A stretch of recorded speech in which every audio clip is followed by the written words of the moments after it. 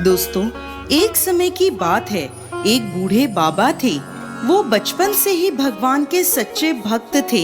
हर साल कार्तिक स्नान करते, हर एकादशी निर्जला व्रत करते, पीपल, तुलसी और वट वृक्ष की सेवा पूजा करते, उन्हें सींचते।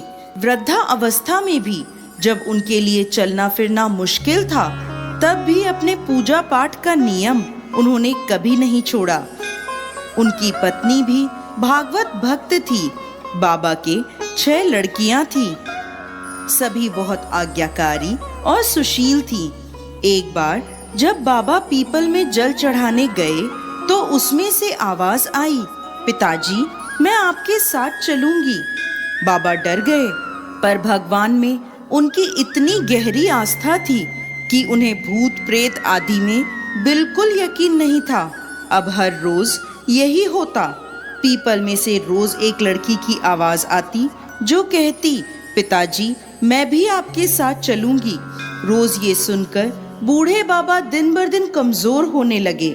उनके पास कोई जवाब नहीं होता। वो बस जल चढ़ाते और वापस अपने घर आ जाते।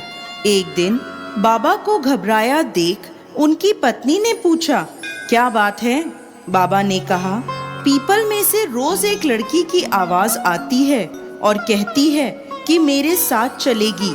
बुढ़ी अम्मा बोली, कल ले आना उसे। जहाँ 6 लड़कियां पहले ही हमारे घर में हैं, वहाँ 7वीं लड़की और सही। अगले दिन बाबा उसे अपने घर ले आए। लड़की को घर छोड़कर जब बाबा गांव में आटा मांगने गए तो उन्हें रोज की अपेक्षा ज्यादा आटा मिला। जब अम्मा आटा छानने लगी तो वह लड़की बोली, अम्मा, लाओ मैं छान देती हूँ। जब उसने आटा छाना तो परात उस आटे से पूरी भर गई।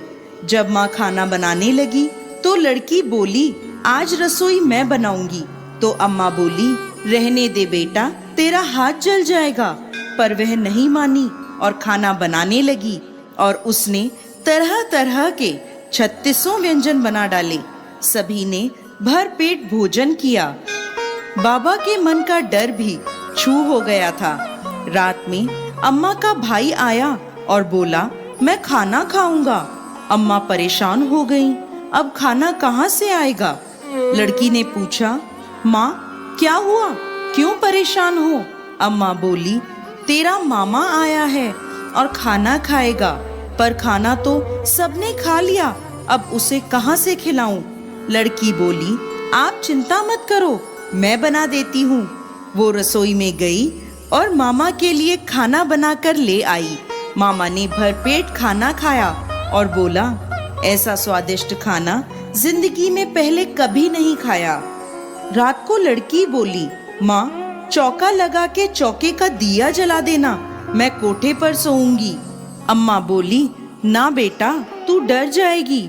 लड़की बोली, ना माँ, मैं नहीं डरूंगी। अब वो कोठे में जाकर सो गई।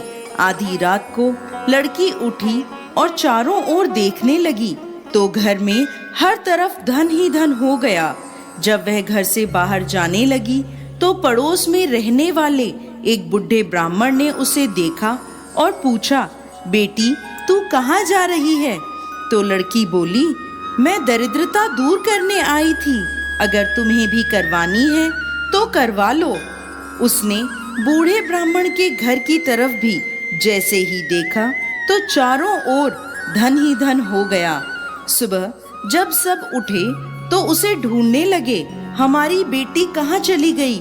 हमारी बेटी कहाँ चली गई? पड़ोस का बूढ़ा ब्राह्मण आकर बोला, तुम्हारी बेटी नहीं, वो तो लक्ष्मी माता थी, जो तुम्हारे साथ साथ मेरे भी घर की दरिद्रता दूर कर गईं।